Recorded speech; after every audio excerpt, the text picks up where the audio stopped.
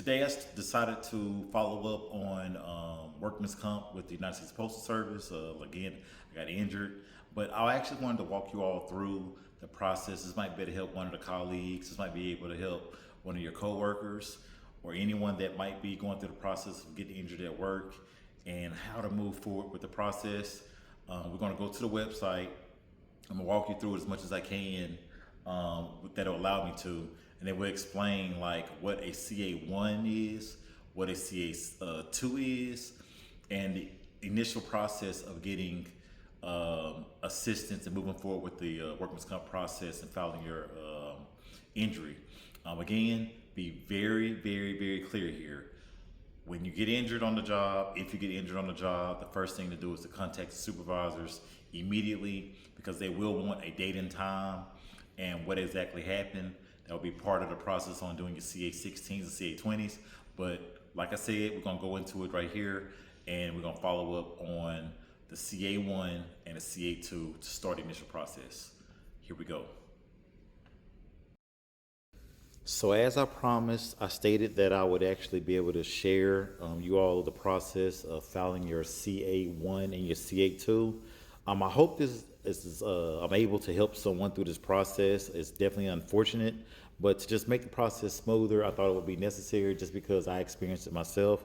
We're gonna go to ecomp.dol.gov, or you can actually go to ecomp.gov. And when you go here, you'll actually have to register. But since I already actually experienced this and I'm going through it now, you put your username and password in. And I had already went through this and did a draft and actually set this up and walk through this.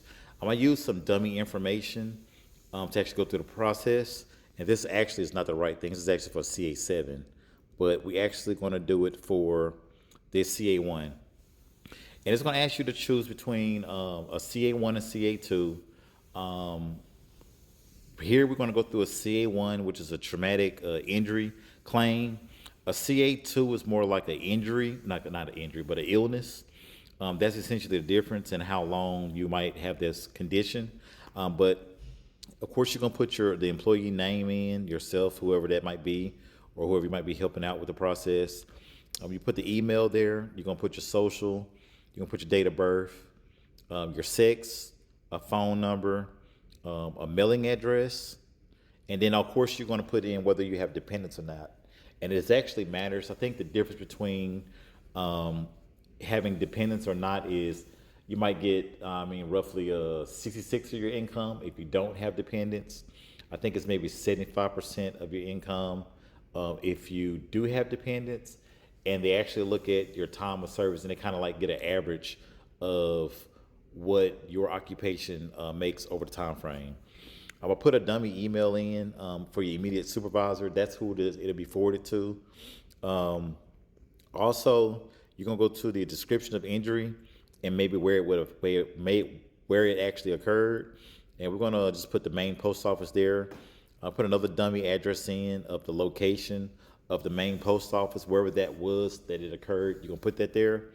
The date of injury is very important, and the time of injury is very important. Let's be clear not to be fraudulent and make up stuff or lie. Like I said, you have OIG that investigate these claims and these procedures, and you just want to make sure that you're not being fraudulent in any kind of way and making false statements. The occupation, you'll put it there, and then you'll put the injury, the cause of injury, whether it was a fall or whatever it may have been, and then at the same time, the nature of the injury, whether it was a broken leg, whether it was a fracture, whether it was a sprain, or whatever the case may be. From there, you go to the next page. This is the witness. Was there a witness that was there that saw the incident? This is optional. I would assume that if you had a witness that actually seen it, that could be beneficial. That's key.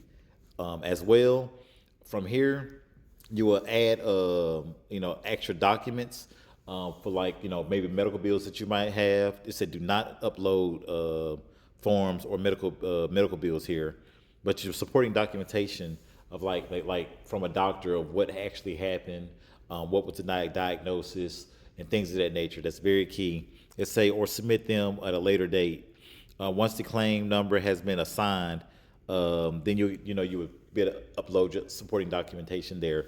So, like I said, it's very important. I found out personally that when I went through the process, I had to get a form filled out. It's a CA-16 and a CA-20. I'll forward this all to you in the next video. So please, if you have any information about it or want information about this in the future, follow up. But the CA-16 and CA-20 gives a diagnosis. It gives the details that you put on this form as far as where the injury happened, how it happened. It gives a code to refer back to Department of Labor to identify what that injury is. And then after that, like I said, you go forward. You follow through, make sure that your employee basis is all in there. It's all accurate. Your home mailing address, dependents, who the supervisor might be, the description of injury, the date, the employee occupation, the injury, whether a witness or not, then you would add attachments. Once you do that, like I said, let's not be fraudulent. Let's be honorable individuals here. If this is approved in some cases, you can get continuous pay, or you can use a sick leave over the time frame that they're processing these claims. Again, I'll be 100% with you all. This process stinks. It's no fun. It's absolutely terrible. And I'll go into that later. But it takes them 45 days-ish to get this approved from the time that they have all of the documentation that they need. So it's very important to get this information as quickly as possible. And again, find a physician or MD that actually accepts, or an institution or clinic that accepts workman comp. That's very important. And then you will sign and go from there.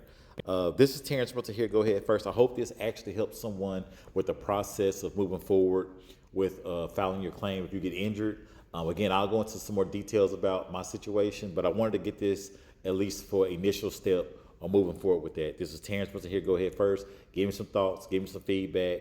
And I look forward to hearing from you all soon. You all have a blessed night, blessed day, blessed evening. Thanks.